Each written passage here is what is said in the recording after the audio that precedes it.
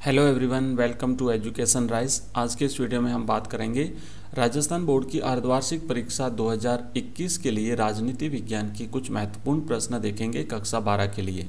ठीक है, जो समय रहेगा 2 घंटे 45 मिनट, पूर्णांक रहेगा 48 का। यहाँ पर 60 लिखा हुआ है तो ध्यान रखेगा, यहाँ पर 48 जो है वो में से प्रश्न आपके पूछे जाएंगे 48 नंबर के।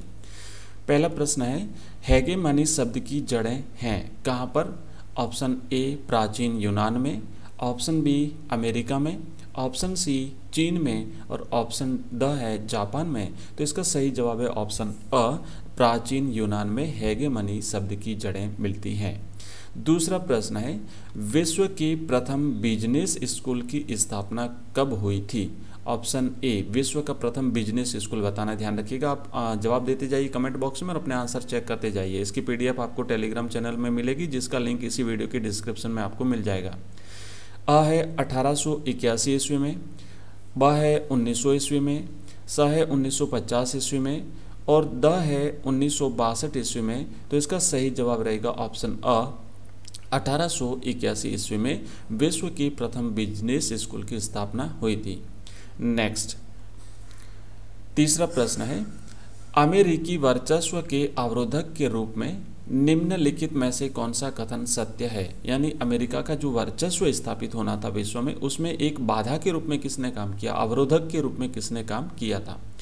तो ऑप्शन अ है रूस की बढ़ती हुई शक्ति, ऑप्शन ब विश्व में फैला हुआ आतंकवाद, ऑप्शन स अमेरिकी राज्य का अपना सांस्थानिक ढांचा और ऑप्शन द है नई आर्थिक शक्ति के रूप में भारत का उदय।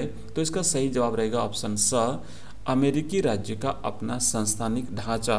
ये उसके स्वयं के वर्चस्व में अवरोधक के रूप में जो है वो बाध्य था।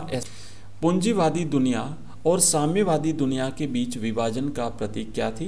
तो 4 ऑप्शन है आपके पास, अ बर्लिन की दीवार, ब चीन की दीवार, स शॉक थेरेपी एंड द है उपर्युक्त सभी। तो इसका सही जवाब है ऑप्शन अ, बर्लिन की दीवार, जो कि जर्मनी, पूर्वी जर्मनी और पश्चिमी जर्मनी के बीच में खींची गई थी। ये इन दोनों दुनिया, पूंजीवादी और साम्यवादी, यानी एक तरफ रूस था दूसरी तरफ अमेरिका था, इनके बीच में विभाजन का प्रतीक थी। 5वां प्रश्न है, शीत युद्ध के पश्चात विश्व व्यवस्था किस प्रकार की बनी हुई है? तो जैसे ही शीत युद्ध समाप्त हुआ तो उसके पश्चात विश्व में एक ध्रुवीयता की स्थापना हुई और सोवियत संघ के विघटन के पश्चात दुनिया में एकमात्र महाशक्ति अमेरिका रह गया। तो ये एक ध्रुवीय व्यवस्था का आगाज हुआ। यूगोस्लाविया में एकता स्थापित करने वाले नेता कौन थे? तो यूगोस्लाविया में एकता स्थापित करने वाले नेता थे जोसेफ ब्रोज टिटो। ओके, याद रखिएगा, जोसेफ ब्रोज टिटो।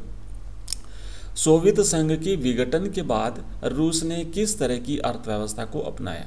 तो सोवियत संघ के विघटन के पश्चात उसके राजनीतिक उत्तराधिकारी रूस ने उदारवादी अर्थव्यवस्था को अपनाया था। पहले वहाँ पर आपको पता होगा कि जो है वो साम्यवादी व्यवस्था थी, लेकिन उसके बाद में जो ये विघटन हो गया तो फिर इसने उदारवादी अर्थव्यवस्था को अपनाया। रूस में निजीकरण की प्रक्रिया के फलस्वरूप तेज गति से विकास हुआ। 8वां प्रश्न है, शॉक थेरेपी के परिणाम स्वरूप सोवियत खेमे का प्रत्येक राज्य किस अर्थतंत्र में समाहित हुआ? तो शॉक थेरेपी, तो इसका जो परिणाम हुआ उस परिणाम के तहत जो सोवियत संघ का प्रत्येक राज्य था ये पूंजीवादी अर्थतंत्र में समाहित हो गया। नेक्स्ट है 9वां प्रश्न, गुटनिरपेक्ष आंदोलन में सम्मिलित अधिकांश देशों को किस तरह का दर्जा मिला था? तो जो गुटनिरपेक्ष आंदोलन में जो ज़्यादातर देश सम्मिलित थे उनको अल्प विकसित देश का दर्जा मिला था। नेक्स्ट क्वेश्चन है 10वां, शॉक थेरेपी के किसी एक परिणाम को उजागर कीजिए।